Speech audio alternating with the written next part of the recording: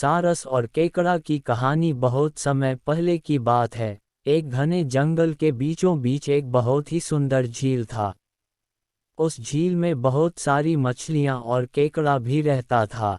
वह सब बहुत खुशी से मिलजुल कर रहते थे।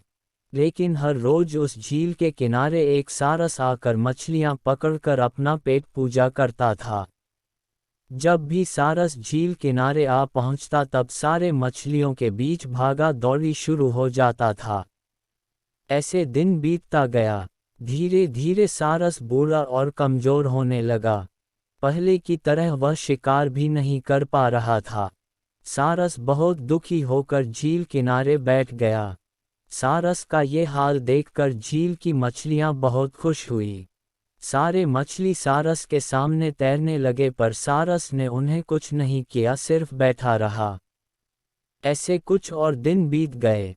सारस को ऐसे एक जगह बैठा हुआ देखकर केकड़ा सारस के पास आया और पूछा, भाई, 2-3 दिन से देख रहा हूँ तुम यहाँ चुपचाप बैठे हो, एक भी मछली नहीं पकड़ा, खाना भी नहीं खाया, क्या बात है? केकड़े की बात सुनकर सारस फुट फुट कर रोने लगा। सारस ने कहा, क्या बताएं दोस्त, मैं बहुत ही दुखी हूँ। कुछ दिन पहले एक ज्योतिषी ने मुझे एक बात बताया कि बहुत ही जल्दी यह झील सूखने वाला है। बिना पानी के तुम सब कैसे जी पाओगे? तुम सब मर जाओगे। तुम लोगों की मुझे बहुत चिंता हो रहा है, इसलिए मैंने खाना पीना छोड़ दिया। केकड़े ने कहा, क्या बोल रहे हो? ये तो बहुत गंभीर और चिंता की बात है। मुझे सबको बताना होगा। सारस की बात केकड़े ने झील की सारी मछलियों को बताया। सारी मछलियां और केकड़ा मिलकर सारस के पास गए और बोला, क्या बोल रहे हो, झील सूख जाएगा? तब हम सब कहाँ जाएंगे? क्या करेंगे? कोई तो उपाय होगा न बचने का। हम सब ने तुमको हमारा दुश्मन समझा पर तुम तो हमारे दोस्त निकले। हम लोगों के चिंता के कारण तुमने खाना पीना छोड़ दिया। दोस्त, अब तुम ही कोई उपाय बताओ।